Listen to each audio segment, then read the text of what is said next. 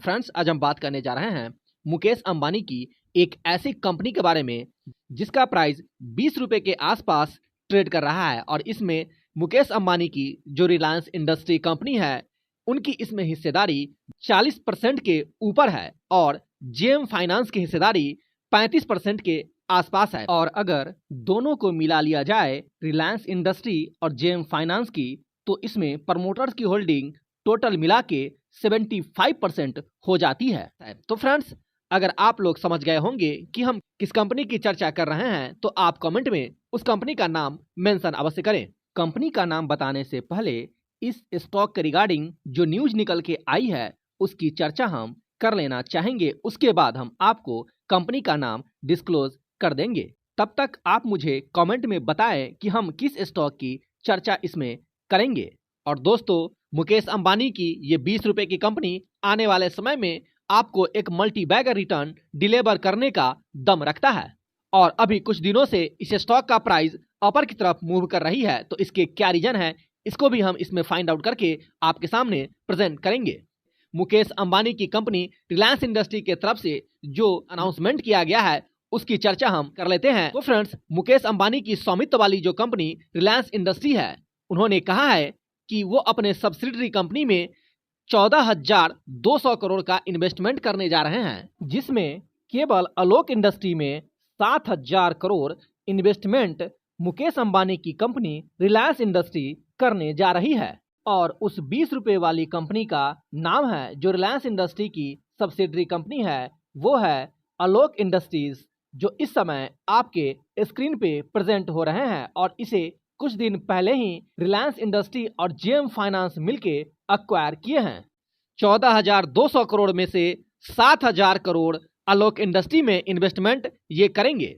तो चलिए फ्रेंड्स, आलोक इंडस्ट्री के बारे में थोड़ा सा हम पीछे जाते हैं। जब इस कंपनी को अक्वायर किया गया था और इनकी रिलिस्टिंग हुई थी, इसके बारे में शॉर्ट में हम आपको जानकारी दे देते हैं ताकि आपको याद हो जाए, क्योंकि कुछ लोग हैं जो इसके बारे में नहीं जानते हैं, लेकिन जो स्टॉक मार्केट से जुड़े हुए हैं उन्हें अवश्य ही इसकी जानकारी होगी कि रिलायंस इंडस्ट्री और जेएम फाइनेंस ने किस तरह से इनकी रिलिस्टिंग किए थे। और जिसका प्राइस 1-2 रुपए के आसपास ट्रेड कर रहा था, अभी इसका स्टॉक का प्राइस 20 रुपए के आसपास ट्रेड कर रहा है। जब ये स्टॉक मार्केट में रिलिस्ट हुई थी, उस दिन का डेट था 19 फरवरी 2020 और 19 फरवरी 2020 को एनएससी पे ये स्टॉक वापस से रिलिस्ट हुआ था। तब इनके जो इन्वेस्टर थे, इट मींस रिटेल इन्वेस्टर, उनका ख्याल रखा गया था। जिस तरह आपको रुचि सोया और 3i/4टेक पब्लिक के पैसे को इरोर कर दिया था, उस तरह से आलोक इंडस्ट्री की रिलिस्टिंग नहीं हुई थी और जो इसके रिटेल इन्वेस्टर थे उनको शानदार प्रॉफिट इसमें देखने को मिला था जब वापस से रिलिस्ट ये स्टॉक हुआ था। और इसका प्राइस 10 गुना बढ़ गया था, क्योंकि इनकी जो पहले फेस वैल्यू थी वो 10 के थे और उसे घटा करके 1 के कर दिया गया था। और जितने शेयर आपके पास थे उतने तो आपके पास शेयर रहे ही थे, लेकिन इनका जो नंबर ऑफ शेयर है इसको इंक्रीज करके 10 गुना बढ़ा दिया गया था। और ये सारे के सारे शेयर आलोक इंडस्ट्री और जेएम फाइनेंस को दे दिए गए थे। और इसमें जो रिटेल इन्वेस्टर हैं उनको कहीं से कोई नुकसान नहीं हुआ था।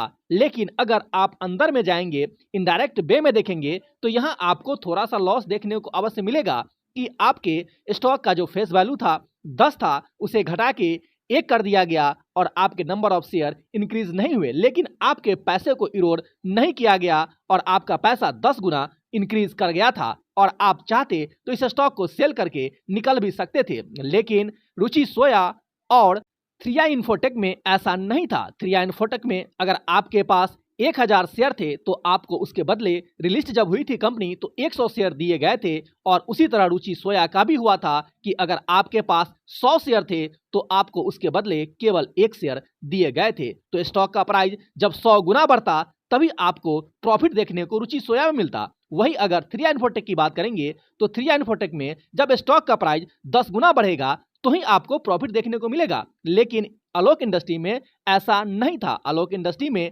जब रिलिस्ट हुई थी तो आपका जो शेयर का नंबर था वो उतना ही था और इनके जो प्राइस थे वो 10 गुना बढ़ गए थे, क्योंकि जिनकी बाइंग इसमें 1-2 रुपए की थी और जब स्टॉक रिलिस्ट हुआ था तो इनका प्राइस ₹14 से ऊपर रिलिस्टिंग देखने को मिली थी। तो आप समझ सकते हैं कि आपको कितना बड़ा प्रॉफिट ये कंपनी दिया था। लेकिन हाँ, उसके बाद जब ये कंपनी चलना स्टार्ट किया था तो ₹60 के आसपास चला गया था, क्योंकि उस समय ये हुजूम लगा हुआ था कि आलोक इंडस्ट्री में इन्वेस्ट किया जाए। लेकिन हम इतना अवश्य कहेंगे, जिनकी बाइंग 50 से ऊपर इसमें है, डेफिनेटली वो पेशेंस रखें। आने वाले समय में इनका जो पैसा है वो इसमें रिकवर अवश्य होगा और ये अपने 50 को भी क्रॉस अवश्य करेगा। तो फिर बात आती है कि इसमें हम लोगों को इन्वेस्टमेंट करना चाहिए कि नहीं। तो फ्रेंड्स, हम आपको इतना बताना चाहेंगे कि इस स्टॉक में भी आप इन्वेस्ट करें, लेकिन आपको 5 टर्म में पैसे को इसमें इन्वेस्ट करने हैं। जिस फार्मूले के तहत हम आपको इन्वेस्टमेंट करने की सलाह देते हैं, आपको उसी फार्मूले के तहत इसमें इन्वेस्टमेंट करने हैं। तो डेफिनेटली लॉन्ग टर्म में आपको ये बहुत ही शानदार रिटर्न डिलीवर करने वाला है, क्योंकि जिस प्रोडक्ट में ये कंपनी डील करती है टेक्सटाइल के क्षेत्र में, और जो इनका प्रोडक्ट है उसमें ये मार्केट लीडर हैं।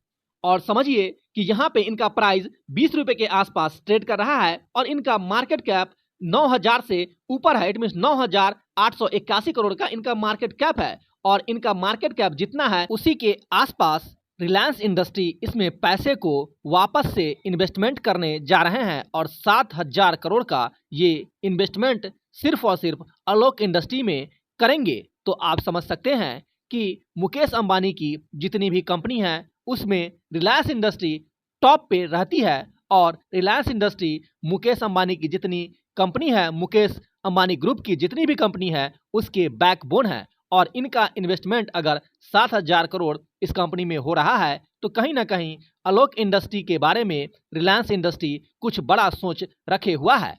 लेकिन दोस्तों, हम आपको इतना अवश्य कहना चाहेंगे कि जो लोग इसमें इन्वेस्टमेंट करेंगे वो लॉन्ग टर्म के लिए करेंगे। अगर आपका व्यू शॉर्ट टर्म के लिए है तो आप इस स्टॉक में इन्वेस्ट न करें, क्योंकि इनका जो आने वाला फ्यूचर है उसमें आपको उतार चढ़ाव देखने को मिलेगा।